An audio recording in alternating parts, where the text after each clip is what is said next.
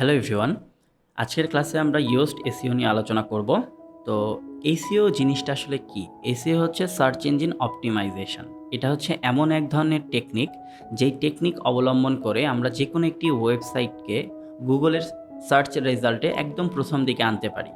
যেমন দেখেন, আমি যদি এখানে জিম ওয়েবসাইট লিখে সার্চ করি, লেটস সে আমি এখানে জিম ওয়েবসাইট এটা লিখে সার্চ করছি, তাহলে দেখুন এখানে কিন্তু বিভিন্ন ওয়েবসাইটের লিঙ্ক চলে আসতেছে। এটি একটি লিঙ্ক, এটি একটি লিঙ্ক, এভাবে অনেক লিঙ্ক আছে এবং আমরা এই মুহূর্তে গুগলের একদম ফার্স্ট পেজে আছি, রাইট? আমরা যদি এখানে দেখি জাস্ট স্ক্রল করে, আচ্ছা আমরা জাস্ট আরেকবার লিখি জিম ওয়েবসাইট।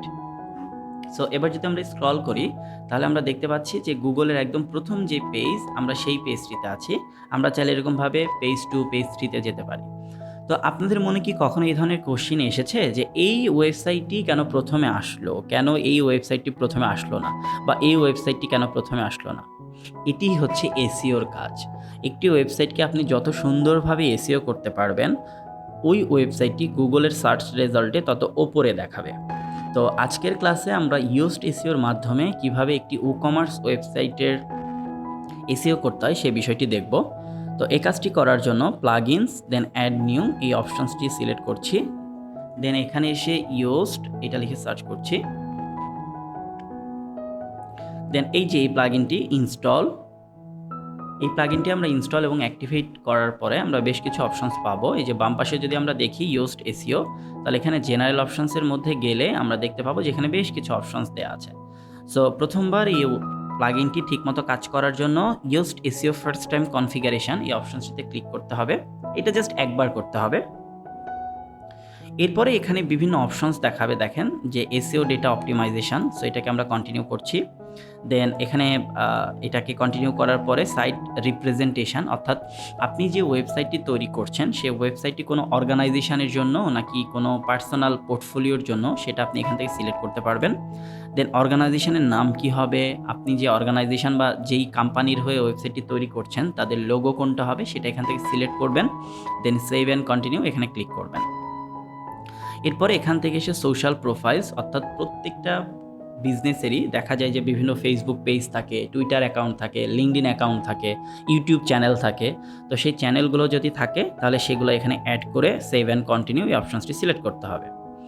এরপরে এখান থেকে সেভ অ্যান্ড কন্টিনিউ করবেন। দেন এখানে এসে ফিনিশ কনফিগারেশন। সো এখান থেকে এসে আমরা go to Yoast SEO dashboard এই অপশনসটি সিলেক্ট করব।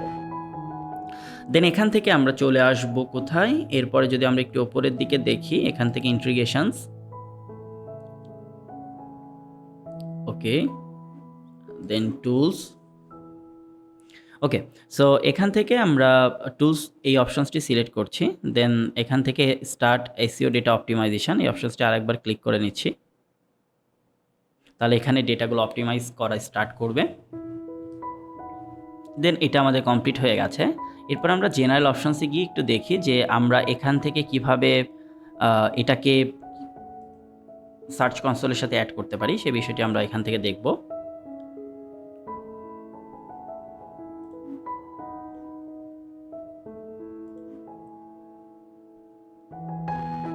সো আমরা যদি এখান থেকে ইয়োস্ট এসইও দেন সেটিংস এই অপশনসটির ভেতরে আসি, তাহলে এখানে বেশ কিছু অপশনস দেওয়া আছে। আমরা এখান থেকে একদম নিচের দিকে চলে আসব।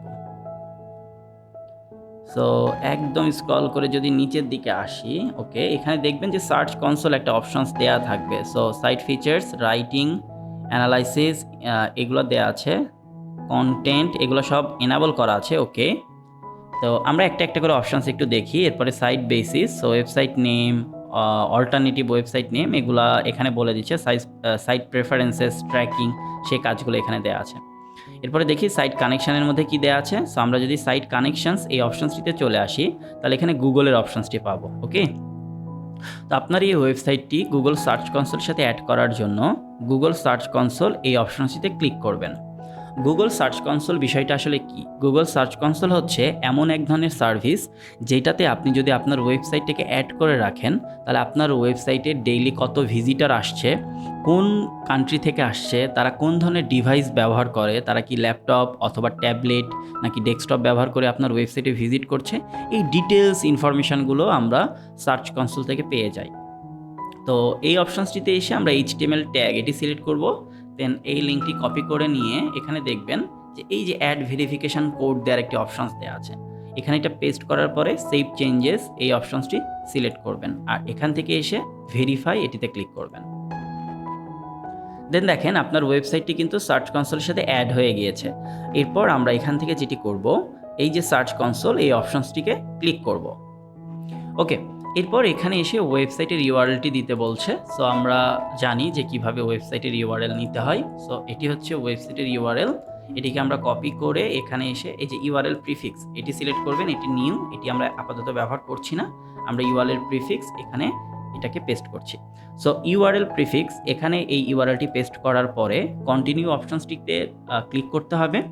এরপরে এখান থেকে এসে গো টু প্রপার্টি এখানে ক্লিক করবেন। সো এই অপশনসটিতে ক্লিক করলে আপনি যখন এই ওয়েবসাইটটি কেউ ভিজিট করবে, এই মুহূর্তে কিন্তু আমরা মাত্র অ্যাড করেছি, কোনো ভিজিটর নেই। সো যখন এই ওয়েবসাইটটিকে কেউ ভিজিট করবে তখন এখানে আসলে পুরো ওভারভিউ দেখতে পারবেন। দেন এখানে যদি পারফরমেন্স এই অপশনসটিতে যান তাহলে দেখতে পাবেন যে আপনার এই ওয়েবসাইটটি গুগলে কে কী লিখে সার্চ করে খুঁজে পাচ্ছে, কোন পেজটাতে সবচেয়ে বেশি ভিজিটর থাকছে, কোন কান্ট্রি থেকে ভিজিটরগুলো আসছে, তারা কি ডিভাইস ব্যবহার করছে, সার্চে আপনার ওয়েবসাইটটা কেমন দেখাচ্ছে, কত তারিখে তারা আপনার ওয়েবসাইটটা ভিজিট করছে।